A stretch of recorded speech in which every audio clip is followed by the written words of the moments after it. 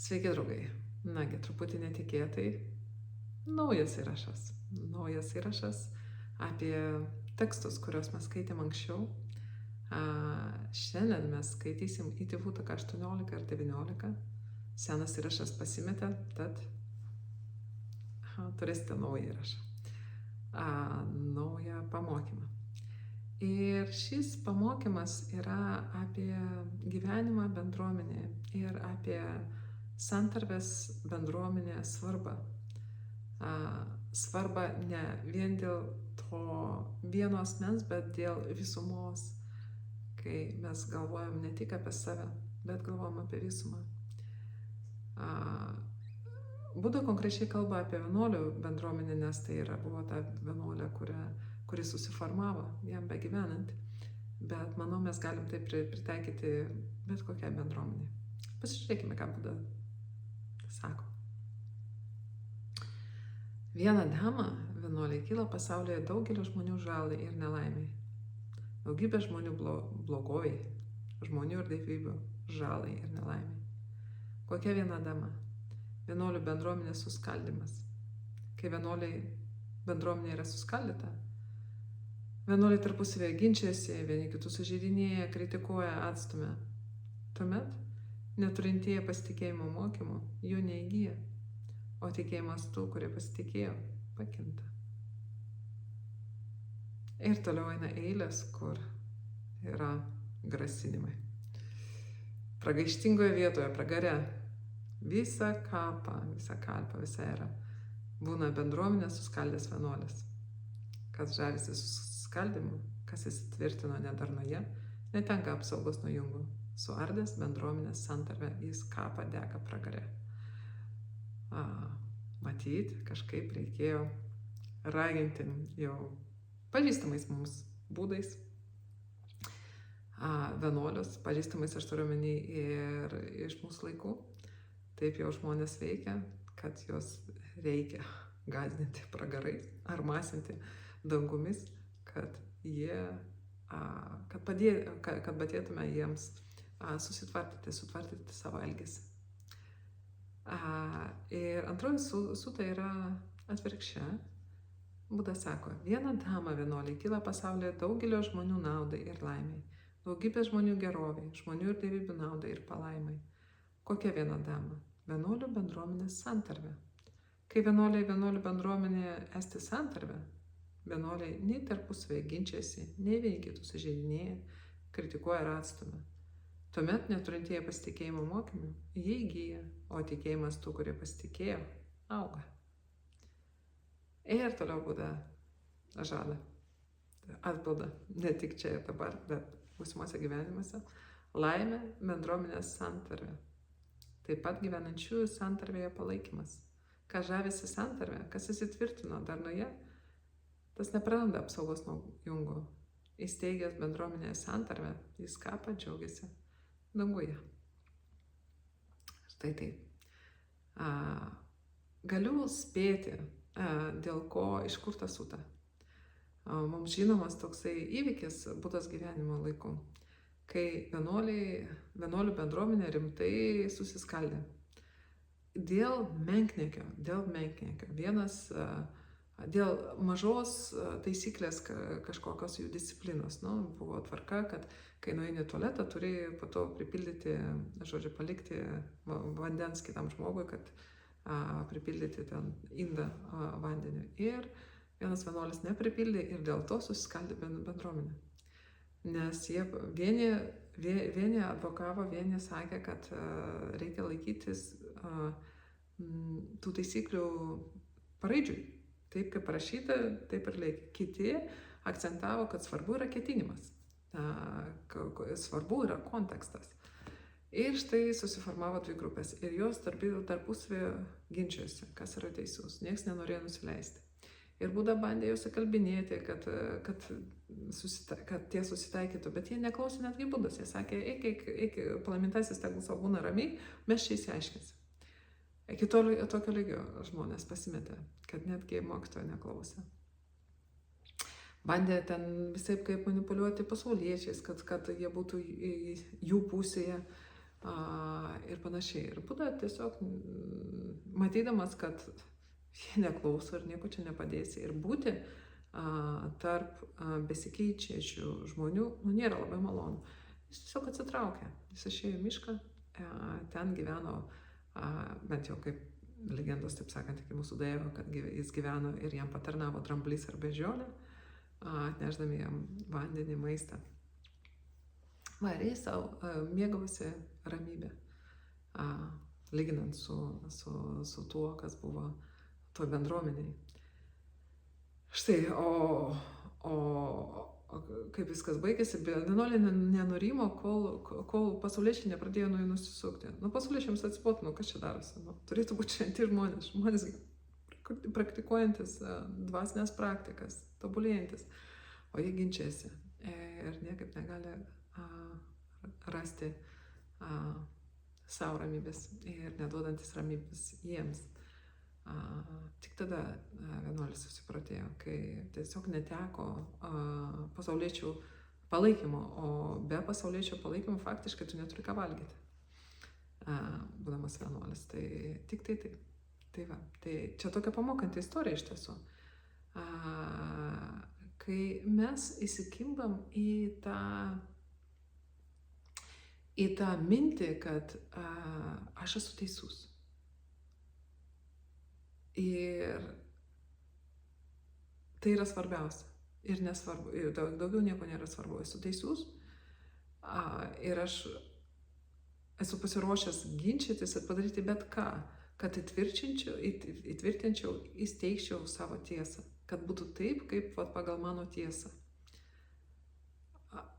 Tai kas yra svarbiau? Ar ta idėja, ta mintis ir įsikibimas į ją, ar bendruomenės santarvė, ar harmonija, ar sutarimas? Ar taip jau svarbu, kaip mes laikomės tų taisyklių? Ar taip jau svarbu, kas yra teisus? Ar taip jau svarbu? Mes galime, žiūrėkit, kai mes įsikimbam į tokią mintį, tai paveikia tai, kaip mes bendraujam. Mes tikim, kad mes esam tiesus, kad tiesa yra mūsų, ir mes pradedam kovoti su visais, kurie nesutinka su mūsų tiesa. Mes bandome visaip kaip apginti tą tiesą, nes tai tapo mūsų tapatybės dalis. Tai tapo mūsų dalimi. Ir mes bandom žūtbūt apsaugoti tą save, kurio yra ta tiesa. Ir tuomet kyla labai daug teršalų ir mes jais sekame. Mes rašysim įžeidžiančius tekstus, įžeidinėsim vieni kitus, tik tai tam, kad parodyti, kad kokie mes teisūs ir koks kitas yra neteisus. Vietoj to, kad tiesiog ramiai išdėstyti, sakykime, savo logiką, savo poziciją, bet netvirtinti, nebandyti. Mes nebandysime įtikinti kito, priversti kito tikėti to, ką mes tikime, priimti mūsų tiesą. Mes tiesiog paaiškinam ir mums to pakanka. Jeigu mes neįsikimbam, mes paaiškinam, kaip mums atrodo, kaip mes matom. Jei mes neįsikimbam, mums nesvarbu, ar kitas žmogus priima ar ne. Tada kitas žmogus turi teisę mąstyti kitaip, turi laisvę mąstyti kitaip, būti kitokiu. Kai mes leidžiam vieni kitiems būti tokiais, kokie mes esame, mąstyti taip, kaip mes mąstome, mes galim geriau susitarti iš tiesų. Ne per prievartą, o per susikalbėjimą. Ar susikalbėti mes galim tik tai, kai mes leidžiam vieni kitiems būti tais, kokie mes esame. Nes tada nebus prievartos, nebus agresijos, bet bus gerširdiškumas. jeigu mums atrodo, kad kitas žmogus klysta, mes iš atjautos ir geraširdiškumo jam bandysim parodyti galbūt taip, kaip mes matome, bet mes nebūsim įsikibę į tai, kad jis turi būtinai matyti taip, kaip mes. Mes duosim jam erdvės tam, kad jis pats pamatytų, arba ne. Suprasdami, kad mes visi esam sąlygotos būtybės ir mes visi turim savo apribojimus, savo galimybių ribas. Ir mes leidžiam tai. Tik tai per atjautą ir geraširdiškumą iš tiesų įmanomi pokyčiai.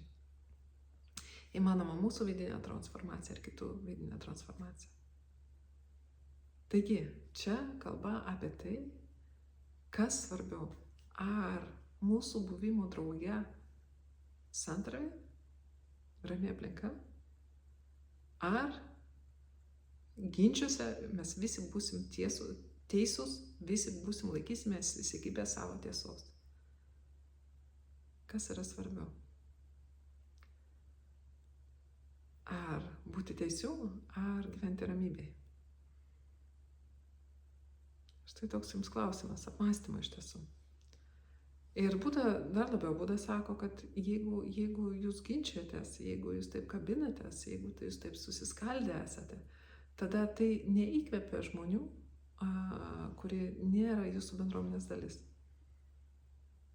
Tai tik tai atstumia kitus. Tad tokiu būdu tai neša žalą. Jeigu jūs priklausot kažkokioj, bet kokiai iš tiesų bendruomeniai,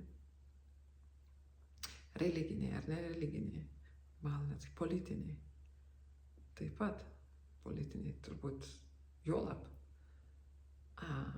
Jeigu jūs negyvenat santarvėje, jeigu negalite tarpusavį susitarti, gerbti vieni kitų tarpusavį, tai tikrai nepritrauks iš išorės kitų žmonių, o veikiau jos atstums. Ir ne tai, kad nepritrauks į jūsų bendruomenę, bet tai atstums žmonės nuo jūsų pačių požiūrių, nuo jūsų pačių gyvenimo būdų, nuo to, kam ta bendruomenė išvis reikalinga. Ir Budos atveju, sakykime, tai nuo Budos mokymo. Tada pasižiūrė, kaip jie ten gyvena, tai reiškia, tas mokymas yra toksai, kad nieko gero, jeigu žmonės negali susitarti tarpusavį, jeigu jie ginčiasi. Tai va toks pamąstymas, tokie pamąstymai. O kur jūs esate įsikibę, kokiu požiūriu jūs laikotės, kurie skaldo,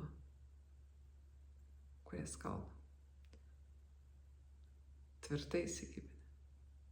Ar yra kažkas, kad jūs norit, kad visi manytų lygiai taip pat, kaip ir jūs? Ar jūs leidžiate visiems turėti savo nuomonę? Ir galite ramiai kalbėtis su kitais žmonėmis, su žmonėmis, kurie turi kitą nuomonę. Tiesiog apsikeisdami, sakykime, parodydami, paaiškindami jiems savo pasaulėžiūrą. Ir taip pat svarbu, ar turite atviras ausis tam, kad ir širdis, tam, kad girdėtumėt, ką kitas žmogus sako, kaip jis mato.